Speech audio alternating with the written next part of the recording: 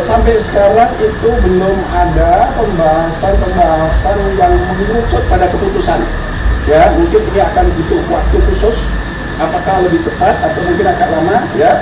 Tetapi kemudian wacana lain itu belum pernah ada pembahasan, ya. Belum pernah ada pembahasan apakah kemudian nanti Pak Sandi yang tadi ditanya oleh Bung Ahda untuk dipasangkan dengan Pak Anies, itu belum pernah ada pembahasan itu. Belum, sampai sekarang belum pernah ada. Nah, di internal Partai Persatuan Bangunan pun, ya, itu kita semua itu insya Allah taat asas terhadap konstitusi partai. Karena kita berorganisasi itu kalau tidak taat terhadap keputusan konstitusi partai, ya buat apa kita berorganisasi?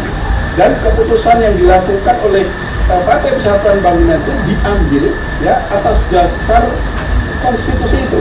Jadi semua kita duduk bersama, kita berdialog, berdiskusi, kita menyampaikan ide-ide dan gagasannya, kemudian menjadi sebuah keputusan.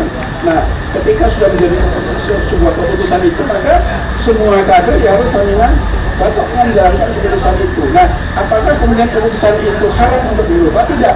Ya, keputusan itu bisa dirubah. Ya, bisa saja dirubah, tetapi juga ada mekanismenya.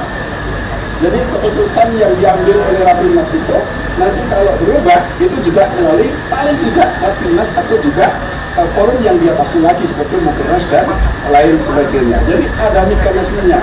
Jadi tidak kemudian orang per orang asal ngomong, tidak. Nah, dan P3 diajarkan untuk taat asas. Karena P3 sebagai partai yang berasaskan Islam, ya, Islam mengajarkan ketaatan itu, komitmen itu, kejujuran itu.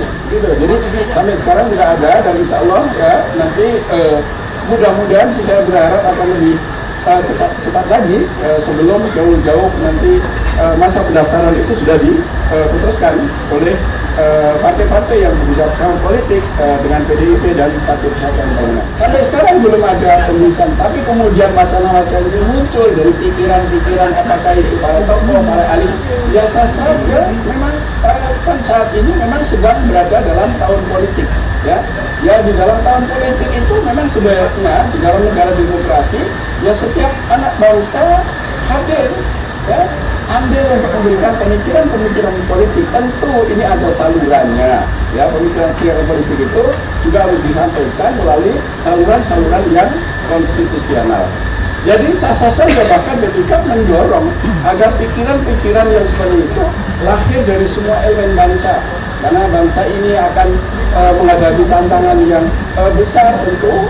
Ya, kalau negara kita sebagai negara demokrasi, kedaulatan ada di tangan rakyat. Jadi sampai sekarang sekali lagi P3 masih tetap konsisten, ya, dua arah itu. Pertama adalah arah mendukung ke arah bergabung dengan PDIP, ya, yang sudah kita sepakati. Kemudian yang kedua